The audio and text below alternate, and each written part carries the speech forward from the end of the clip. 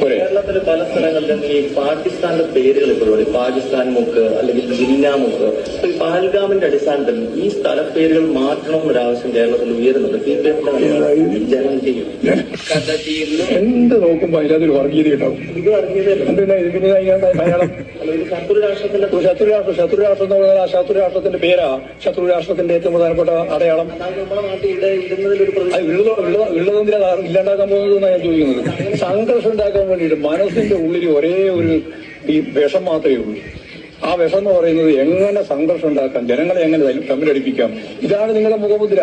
B J പിയും R S എസും സംഘപരിവാർ വിഭാഗവും എല്ലാ കാലത്തും ചെയ്തുകൊണ്ടിരിക്കുന്നത് ജനകീയമായ ഐക്യത്തോടെ മുന്നോട്ടേക്ക് പോകുന്ന ഒരു രാജ്യത്ത്, അതിന്റെ ഏറ്റവും പ്രധാനപ്പെട്ട ഒരു കേന്ദ്രമായ കേരളത്തിൽ എങ്ങനെയാണ് ജനങ്ങളെ പരസ്പരം തമ്മിലടിപ്പിക്കുക എന്നുള്ളതിന്റെ വിഷം ഉച്ചിക്കാൻ വേണ്ടിയിട്ടാണ് നടന്നുകൊണ്ടിരിക്കുന്നത്. അതിന് ഇപ്പോൾ ഈ പറയുന്ന ഭീകരാക്രമത്തെ ഉപയോഗിക്കുകയാണ്. ഭീകരാക്രമത്തെ അതിശക്തിയായിട്ട് എതിർക്കണം. എന്നാൽ അതിന്റെ പേരിൽ ജനങ്ങളെ തമ്മിലടിപ്പിക്കാൻ വേണ്ടിയുള്ള വർഗീയ ഭീകരവാദ നിലപാട് നിങ്ങൾ സ്വീകരിക്കാൻ പാടില്ല, ജനം ഉൾപ്പെടെ. എനിക്ക് കൂടുതലൊന്നും പറയാനില്ല. പറയാനുള്ളത് ആ പുള്ളി പറഞ്ഞിട്ട് ഉള്ള കാര്യമാണ് പറഞ്ഞത്. വർഗീയത ഉണ്ടാക്കാൻ വേണ്ടി നടക്കുന്ന ആൾക്കാരാണ് അവന്മാരൊക്കെ.